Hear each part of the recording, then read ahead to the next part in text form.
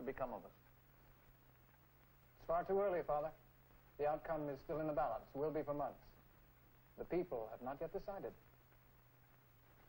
But did you meet no one loyal to the mother country? Surely, Father. There are many Tories. Even families are divided by this crisis. I remember the Jamesons of Charleston. I've done it, my love. Found a purchaser for the shop. What with the war looming and the naval blockade almost certain, I thought I'd be a rice exporter forever. Still, if Jacobson wants the business, the more fool he. And at the full price, too. Well, I'd hoped for a little more joy. You know what this means.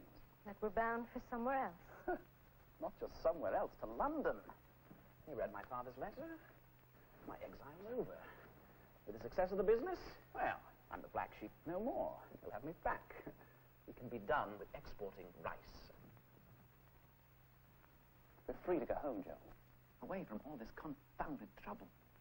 Back to London. Civilization. Home. Peter, this is our home. I'm an Englishman, not a colonist. I thought you to be serious. I'm very serious. We're a couple, Joe. We've proven my worth here. Just as the world is turning upside down, we can leave for London on the next packet boat. He's my friends, neighbors. No betrayal, Joe. You go with me, your husband, to our homeland. I think not. You've taken up with these rebels. No such thing. I have no mind for politics. But I'll not return to England. What? Madam, lady such as yourself always obeys the... Precisely the point. You're already behaving like a London gentleman. Assuming that his wife will obey as though she were chattel. And be treated as a lady should. Peter, I'll say one thing for the colonies. I'm of use here. I'm needed. I can work by your side. As things are, they'll remain, but with people who understand us. No, Peter. I've lost my taste for the role of a refined English lady. Talk like a rebel. And you a Tory. Politics had nothing to do with my choice. I do what's reasonable. Oh, what serves you best. I'll not be moved around like a piece of inventory. I'd hardly leave you to fend for yourself. I have friends. Not one of them worth 2 farthings to rub together to call a halfpenny. And that's another thing. Being poor is no crime here. People can work for the future together. Will you forsake all that England is and will be, the greatest nation on earth, for a city with streets of mud? Is that all you see, Peter? How English. Well, husband, I am English no longer. I am an American. I'll hear no more of it. So help me, I will leave you behind. As much as it would grieve me, I'll not stay here.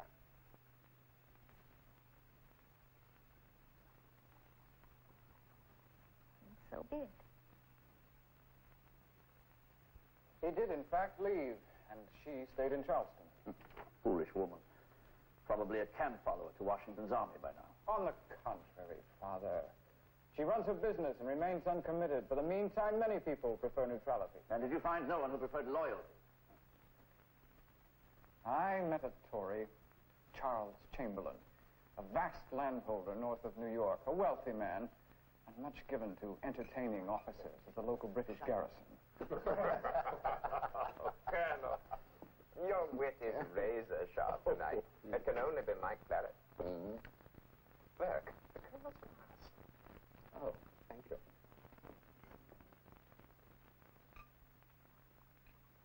It's fine, is it not? None better between here and London. Now off with you, and quickly. Here's a quiet one. My indentured servant. Irish. And Catholic. Wouldn't have anything to say, anyway. Well, I will say this, Chamberlain.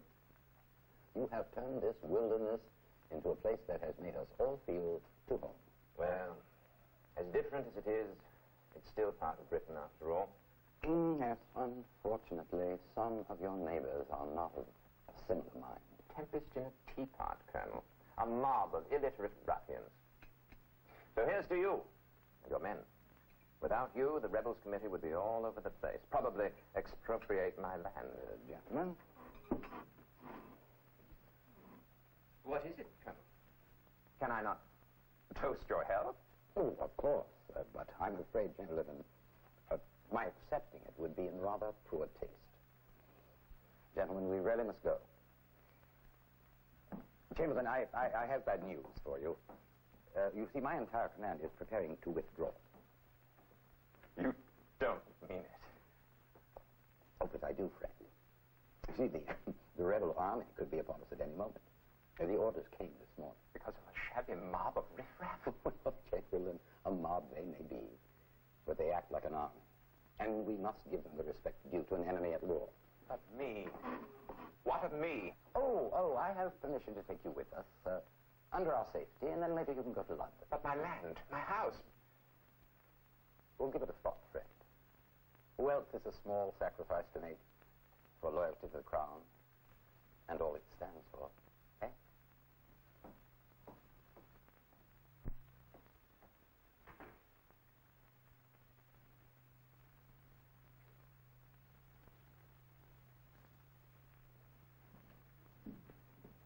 Burke! Burke! Where in damnation are you?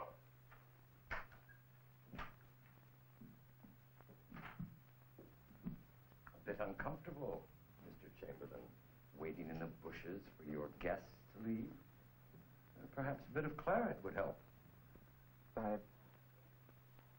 By all means. Burke? The claret. Oh, Sergeant Burke of the Westchester Militia has other duties. Carry on, Sergeant.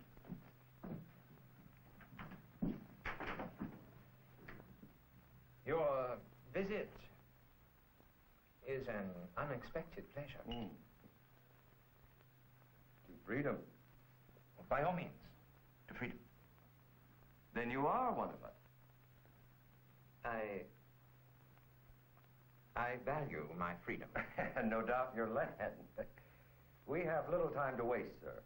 Your property forms a natural line of defense against the regrouping British. If you're with us, well and good. If not, then I appropriate your deeds in the name of the Continental Congress of the United States. I'm a patriot, naturally. You have my word on it. Your word isn't good enough, Chamberlain. If you're with us, you'll have to prove it. Louis, come over here and help down to get this one into place.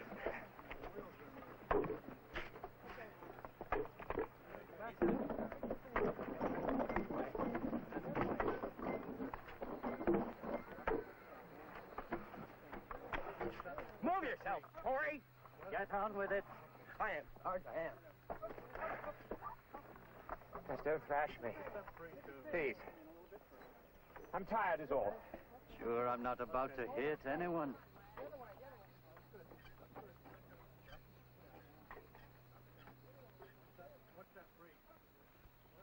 That's why I came to this land. Because I heard it was a place where there wouldn't be hidden people simply because they're less important or speak to God differently. A man's a man, no matter his birth or religion.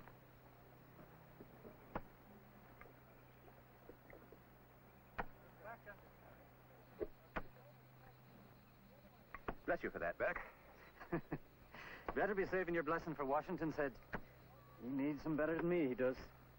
No doubt, Burke. No doubt. I'll get back to work. Sergeant? When last I heard, Charles Chamberlain was with the Patriot cause heart and soul. A rebellion built by rabble and threatened confiscation. It's hardly something to be proud of, is it? Might as well close the business and have it seized. Perhaps. Think of the King's Army, boy, the mightiest ever. Now what can mere farmers hope to do against such power? Perhaps you're right, Father. Yet many American soldiers in Pennsylvania have tasted the might of George III's army. I spoke with a man from a village on the frontier called York. A veteran. He'd tasted retreat.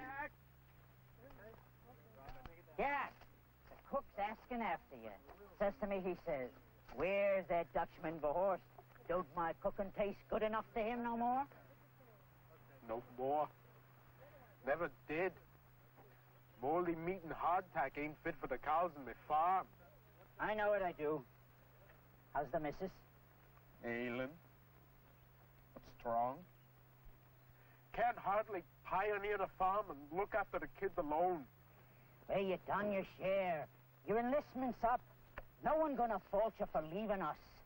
Hell, with no proper boots and tents full of lice and food turning green with mold, you with a wife and young'un. If you throw it all up, no one's gonna say you nay. You need it on the frontier anyway. Where you going? For a walk. Through the country.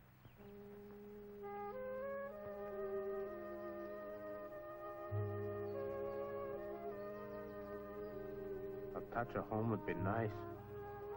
That's for sure. Takes a lot of believing to follow Washington. The way things are and all. Nah, it ain't him so much, is it? It's the whole idea. Suppose every one of us what's done his time ups and leaves him. Where are we all gonna be then? Saluting the English, I guess. Well, that's it, ain't it, then? I mean, it's up to us what happens here. It's the privates what wins the wars, not the generals.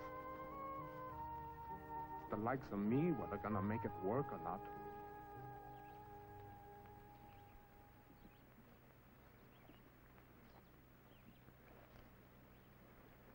What's up? Nothing. Just give me back my bed. Well, I figured I'd grab it. What with you leaving and all. Who said anything about leaving? Come on. Let's go find Cook. See what poison he's worked up for supper.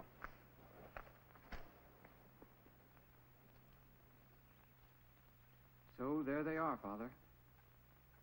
The stops along the route of my journey.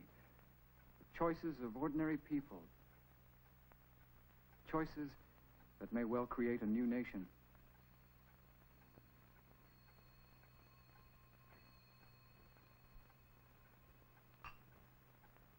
To the new year.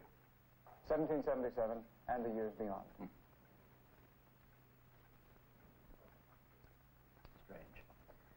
To think of a world where British and American are different peoples. James, am I right in going back to London? That's not for me to say, Father. I have no answers, other than my own. It is as I feared. You are a rebel, aren't you? I am an American. You know how much your choice distresses me, son. Still, I suppose it would be good for our trade. Perhaps. In time. But for now, there's something else I must do. General Washington has called for more men. I see. Well, if this is something you must do, then Godspeed, my son. And you, Father.